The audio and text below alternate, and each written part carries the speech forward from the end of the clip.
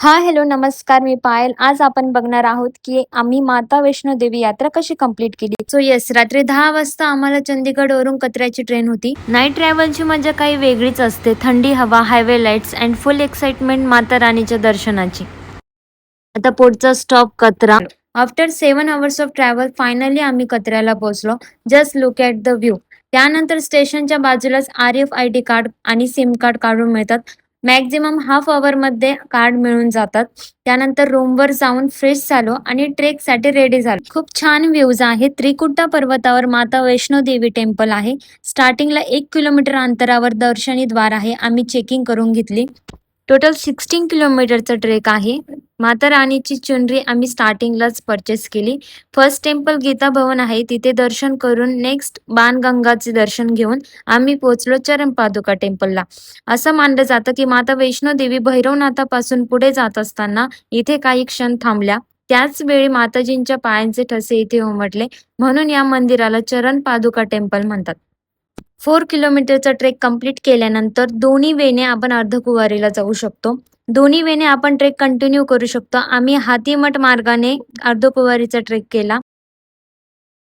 So थोडा थकवा नक्कीच येतो, पण प्रत्येक ट्रेक नंतर डेस्टिनेशन अजून जवळ येत होता आणि तेव्हाच एनर्जी पुन्हा डबल होते. आणि इथे सर्व प्रकारच्या सुविधा अवेलेबल आहेत. मेडिकल, ATM, स्टे साठी रूम्स अवेलेबल आहेत. कमी खर्चात आहे अगदी.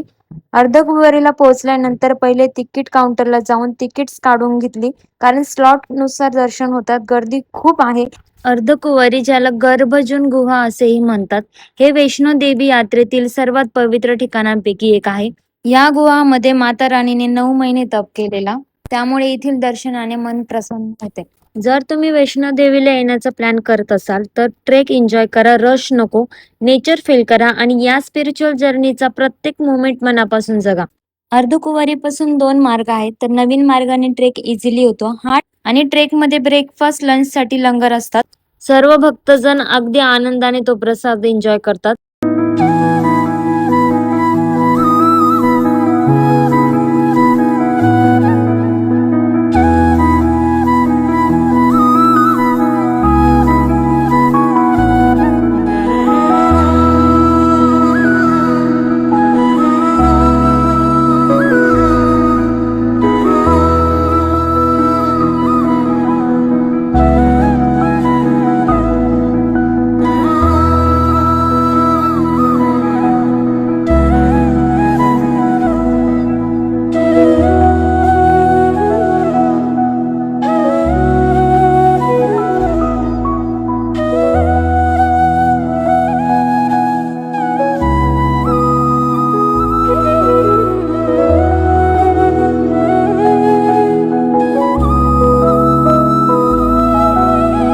सगळीकडे फॉग पसरलेला, त्यानंतर आलेला पाऊस, थंडी हवा खूप छान.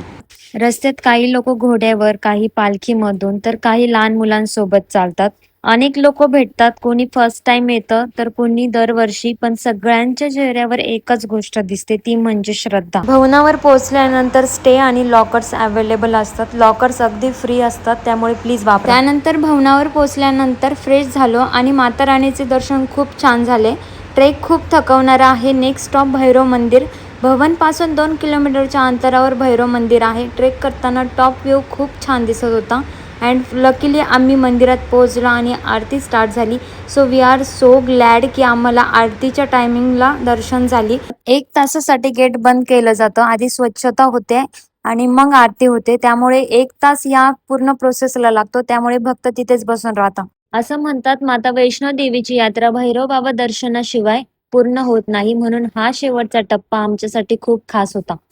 हा प्रवास फक्त डेस्टिनेशन पर्यंत पोहोचण्याचा नव्हता, तर पेशन्स, फेथ आणि डिव्होशन एक्सपिरियन्स करण्याचा होता. आणि सोबतच नाईट व्ह्यू खूप छान होता.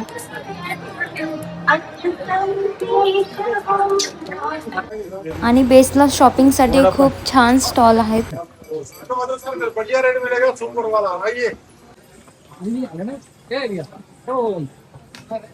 सो रात्री रेस्ट केल्यानंतर आम्ही मॉर्निंगला रेडी झालो नेक्स्ट टेम्पल व्हिजिटसाठी. नेक्स्ट डे या टेम्पल्सला व्हिजिट करायला विसरू नका.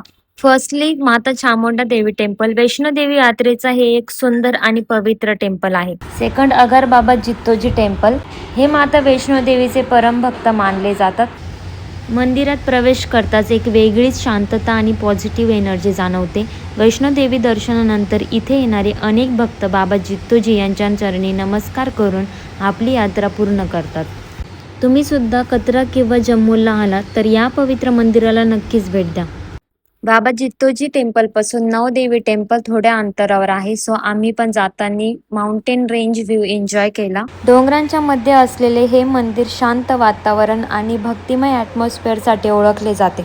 नवदेवी टेम्पलला पोहोचल्यानंतर मंदिरापर्यंत पायऱ्यांची सुविधा आहे. कटऱ्यापासून 15 किलोमीटरच्या अंतरामध्ये हे चारही टेम्पल येतात आणि हे चारही टेम्पल अगदी खूप छान आहेत आणि प्रत्येक टेम्पलचं काहीतरी महत्त्व आहे. सो प्लीज तुम्ही या टेम्पल्सला व्हिजिट करायला विसरू नका.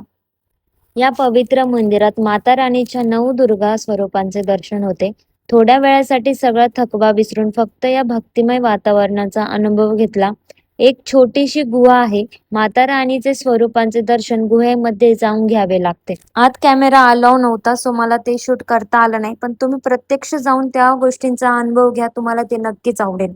लास्टली बाबा धनसार टेम्पल. इथे खूप छान वाईब येते. शेषनागांचा पुत्र बाबा धनसार हे भगवान शिवांचे परम भक्त होते. मंदिराजवळ एक सुंदर वॉटरफॉल आणि गुहा आहे.